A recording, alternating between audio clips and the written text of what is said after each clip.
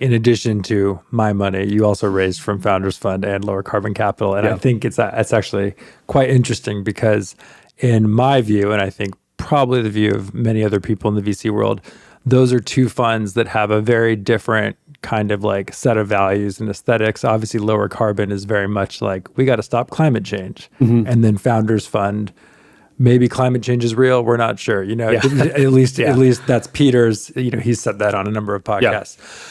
However, both of them believe that biomanufacturing is something that is important. And I think it's kind of interesting that this is like a one element, at least, of what you might call a green technology that even people that don't necessarily think that climate change is the highest priority or concern still view as very important. So how do you it seems like this is a thing that you can very easily sell to both like the American Dynamism crowd and the like, we need to save the world from climate change crowd. Can you give like the short pitches for both of those crowds? Yeah. Because I think that's kind of an interesting thing.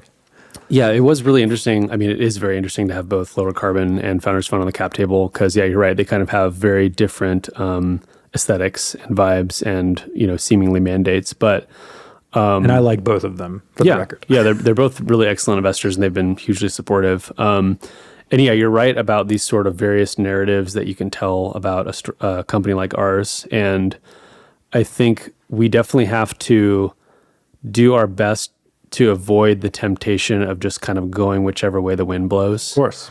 And I think obviously in this day and age, there is that temptation to really focus on sort of the defense manufacturing aspect of it.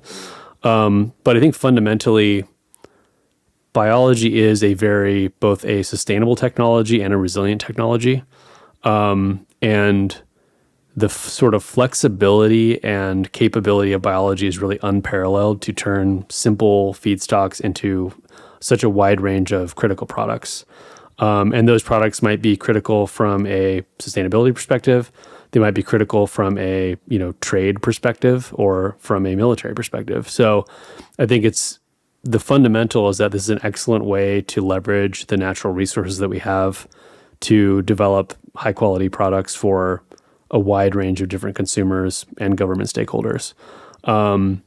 Yes, it happens to be a sustainable technology, but it's also the most advanced technology in the known universe. So it's true.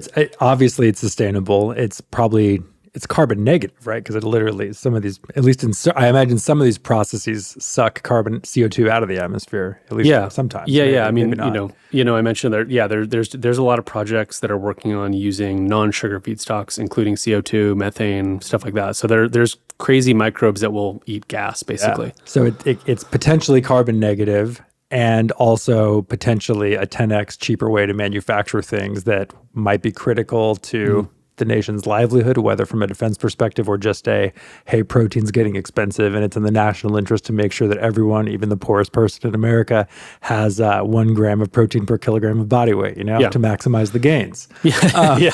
Yeah. I mean, vitamins are a good example where it's like many vitamins today are made using biomanufacturing.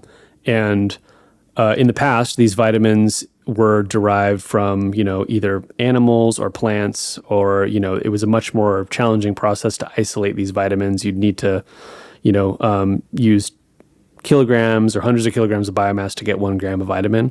So now we have, now this is able to be done using microbes that naturally produce these vitamins. So it's sort of a sustainable technology to make these vitamins that go into our food and animals' food.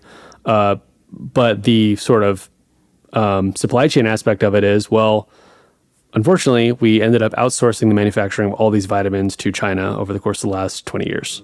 So yes, they're made with this sustainable technology, but they're also all made in China and imported today. So which is not a sustainable thing, generally. Right. Yeah. So if we ever end up in an instance where that supply is cut off, we're kind of in dire straits, and there's really no reason why we shouldn't make that here, again, in a sustainable way. We have the resources to do so, but similar to all of these other outsourced to China manufacturing stories, that was also sent overseas. That makes sense. And you mentioned defense. If you're not allowed to talk about it, I'll edit it out. But can you talk about the explosives? Yeah. Well, we're not doing explosives. Okay. Yeah. So, but I can talk about our project with the DoD.